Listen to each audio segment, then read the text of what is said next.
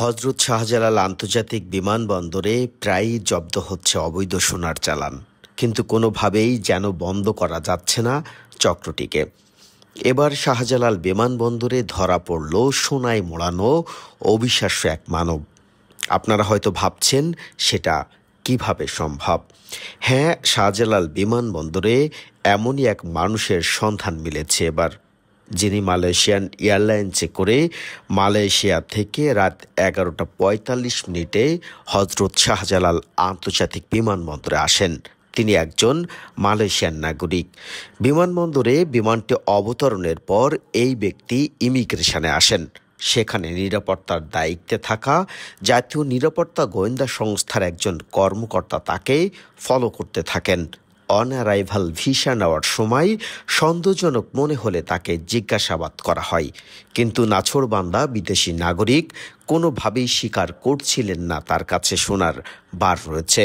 পরবর্তীতে উক্ত যাত্রীকে ঢাকা কাস্টমস হাউজের প্রিভেন্টিভ কর্তৃক স্ক্যান করার পর তার শরীরে পরিহিত ভেস্টের ভেতরের 12টা পকেট থেকে 12টা গোল্ড বার পাওয়া যায়, যার প্রতিটা গোল্ড বারের ওজন 1 কেজি, অর্থাৎ 12 কেজি সোনার বার তিনি শরীরেই বহন করছিলেন।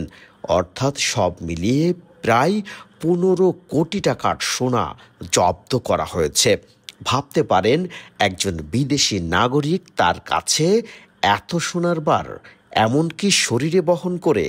এই প্রথম কোনো মানবকে পাওয়া গেল যার শরীরে তিনি নিজে 12 কেজি সোনা বহন করে এনেছেন।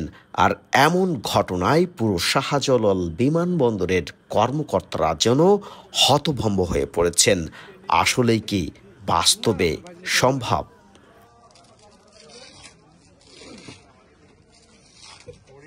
প্রিয় দর্শক, এবার আমরা আপনাদেরকে দেখাচ্ছি যে মালয়েশিয়ার নাগরিকের কাছে 12 কেজি সোনার বার পাওয়া গেছে তার শরীরে, জ্যাকেটের ভেতরে। তিনি সেই বারগুলো এবার একে একে বের করে দিচ্ছেন।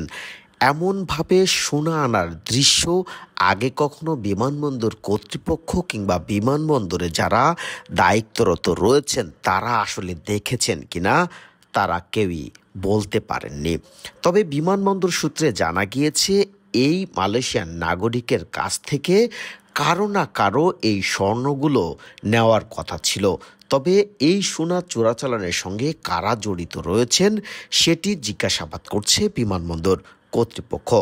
একই সঙ্গে কাস্টমসের কর্মকর্তারা জানিয়েছেন, যাত্রীর বিরুদ্ধে আইনানুগভাবে মামলা দায়ের করা হবে। তবে একটি বিষয় আমরা নিশ্চিত করে বলতে পারি, এই স্বর্ণ কারো না কারো কাছে যাওয়ার কথা ছিল।